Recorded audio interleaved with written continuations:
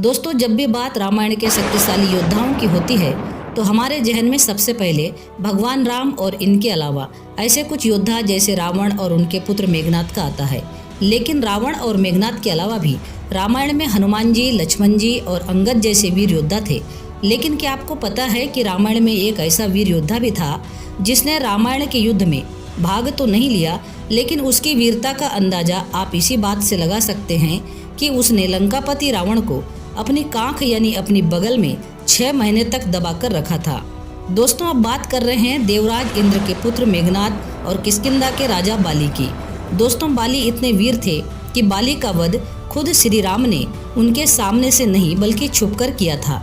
जी हाँ दोस्तों, अब हो सकता है कि आपको इस बात पर विश्वास ना हो रहा हो, लेकिन आखिर वो इतने बलशाली क्यों थे और भगवान श्री राम ने बाली को छुपकर क्यों मारा था? आज हम आपको सनातनी टेल्स चैनल की इस वीडियो में बताएंगे कि किष्किंधा के सम्राट और रामायण के सबसे ताकतवर योद्धा बाली के बारे में कुछ ऐसी बातें बताएंगे जो शायद आप नहीं जानते होंगे। दोस्तों, वीडियो को अंत तक जरूर देखिएगा और इस वीडियो को लाइक जरूर कर लीजिएगा। दोस्तों, किष्किंधा नरेश बाली निडर और सबसे शक्तिशाली योद्धा थे और उन्हें उनके असीम बल के लिए जाना जाता था। बाली को यह वरदान मिला था कि जो भी योद्धा उनके सामने युद्ध करने आएगा तो सामने वाले योद्धा का आधा बल बाली के पास आ जाएगा और वो और भी ज़्यादा ताकतवर बन जाएगा। बाली को कभी राज्य का मोह नहीं था और न वो इससे ज़्यादा राजपाट चाहता था। वो किष्किंधा नगरी में ही खुश था। लेकिन उसी समय रावण तीनों लोकों में अपना आधिपत्य स्थापित करने के लिए देवों, दैत्यों, यक्षों और गंधर्व आदि से युद्ध कर उन पर विजय पाता जा रहा था। इन सभी पर अपना आधिपत्य जमाने के बाद उसके मन में ये आ चुका था कि अब उसके सामने कोई नहीं टिक सकता और रावण को अपनी ताकत पर बड़ा घमंड था। लेकिन तभी उसे किष्किंधा नरेश महाराज बाली के बारे में पता चला। रावण ने जब अपने सैनिकों और गुप्तचरों से उसके बारे में पूछा तो उन्होंने बताया कि बाली के सामने युद्ध में कोई नहीं टिक सकता। सैनिकों ने यह भी बताया कि बाली के पास कोई ऐसी शक्ति है जिससे उसके सामने युद्ध के लिए गए योद्धा की आधी शक्ति बाली के पास चली जाती है। रावण को अपने सैनिकों की बात पर विश्वास नहीं हुआ और वह किष्किंधा के महल के बाहर पहुंच गया और बाली को युद्ध के लिए ललकारने लगा। सबसे पहले रावण का सामना बाली के सेनापति से हुआ तो रावण ने उनके सेनापति को आसानी से हरा दिया। उसके बाद रावण बाली को ढूंढते हुए उसके महल में जा पहुंचा। उसने देखा कि बाली भगवान की पूजा कर रहा था और भगवान के ध्यान में मस्त था। रावण ने बाली को उकसाने की तमाम कोशिशें की, लेकिन बाली अपने ध्यान में ही था। अंत में रावण ने कहा, मुझे पता है बाली, तू मुझसे बचने के लिए ध्यान का सहारा ले रहा है। किसी भी वीर योद्धा के लिए ये शब्द उसकी हार से कम नहीं होते। ये शब्द सुनते ही बाली उठ खड़ा हुआ और उन दोनों के बीच कुछ देर युद्ध हुआ और आखिर में बाली ने रावण को जमीन पर गिरा दिया। रावण के उठने से पहले ही बाली ने उसे अपनी कांख में दबा लिया और उसे लेकर बाली इधर से उधर घूमता रहा। रावण बाली के चुंगल से छूटने का प्रयास करता रहा, लेकिन लाख प्रयास करने के बाद भी रावण बाली के चंगुल से छूट नहीं पाया और अंत में रावण ने बाली से हार मानकर उससे मित्रता कर ली। रावण को पराजित करने के बाद बाली का अहंकार 7वें आसमान पर था और वो यहाँ वहाँ सबको युद्ध के लिए ललकारने लगा। अपनी ताकत के नशे में चूर बाली एक दिन वन में अकेले ऐसे ही चिल्ला रहा था कि कोई है जो मेरा सामना करके मुझे हरा सके।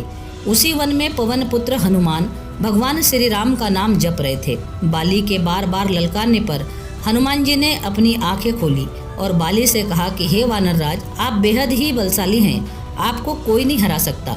लेकिन इस तरह किसी वीर योद्धा को यहाँ वहाँ ललकारना शोभा नहीं देता। इस पर बाली ने हनुमान जी को भी युद्ध के लिए ललकारा, यहाँ तक कि प्रभु श्री राम के बारे में कह दिया कि मेरा सामना करने की उनमें भी ताकत नहीं है। अपने इष्ट का मजाक उड़ता देख हनुमान जी को क्रोध आया और उन्होंने बाली की चुनौती स्वीकार कर दी।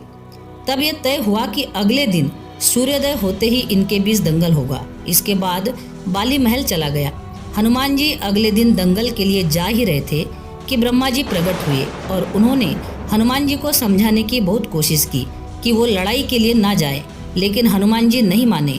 हनुमान जी ने कहा कि बाली ने उनके प्रभु श्री राम जी को चुनौती दी है, ऐसे में उनको जवाब देना जरूरी है।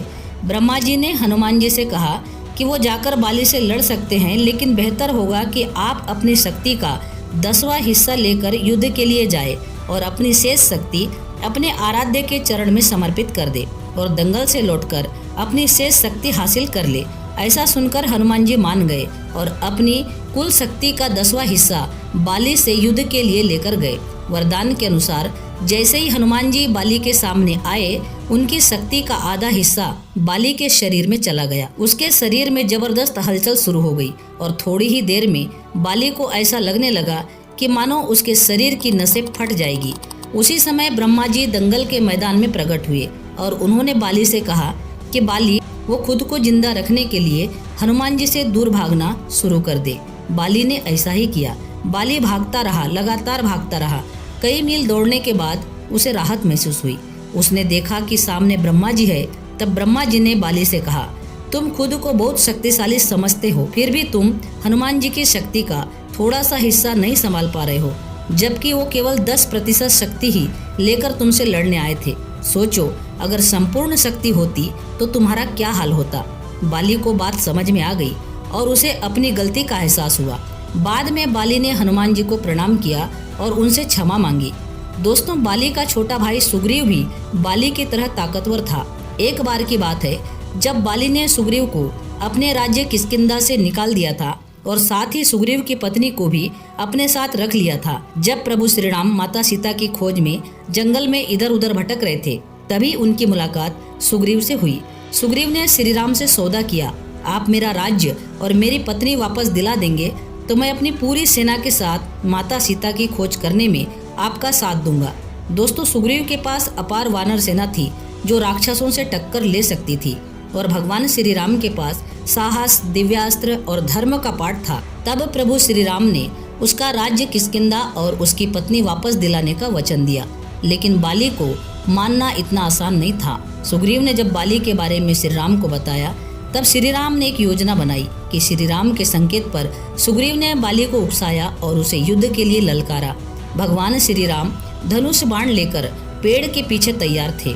अपने भाई सुग्रीव की ललकार पर बाली क्रोध में सुग्रीव से लड़ने आ गया। जब बाली और सुग्रीव का युद्ध शुरू हुआ, तब श्री राम ने अवसर मिलते ही बाली पर बाण चला दिए। बाण लगते ही बाली धरती पर आ गिरा और कराहने लगा।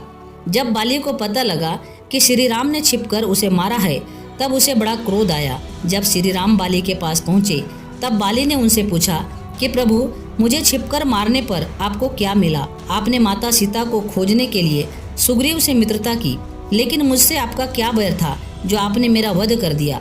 आपने अगर मुझे कहा होता तो मैं माता सीता को रावण के चंगुल से आजाद करा के रावण को आपके चरणों में लाकर गिरा देता। चाहे रावण ने माता सीता को समुद्र की गहराइयों में, आकाश पाताल या कहीं भी रखा होता।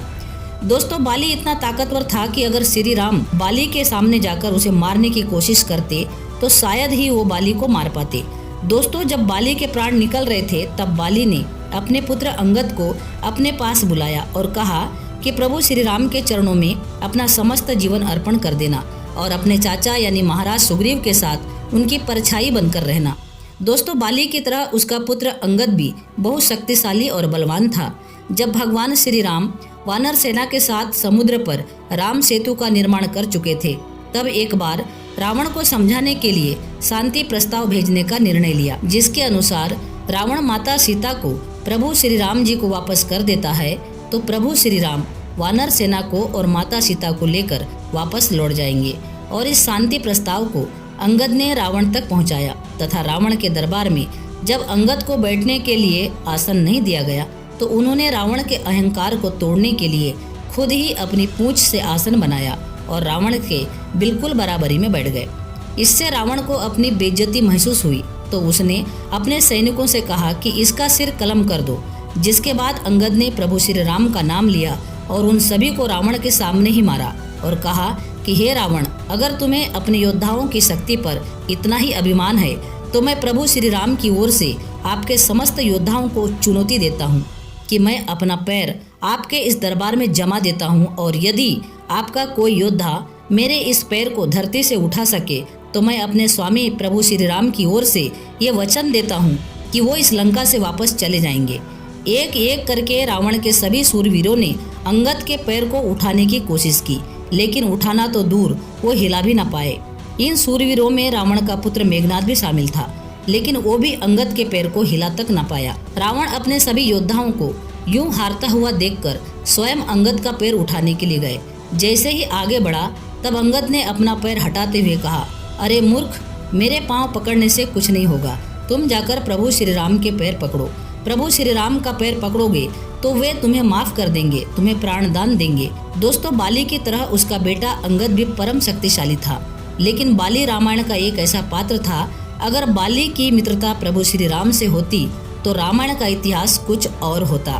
दोस्तों, वीडियो पसंद आई हो तो वीडियो को लाइक और चैनल को सब्सक्राइब जरूर करना और पूरा वीडियो देखने के लिए आपका बहुत बहुत धन्यवाद।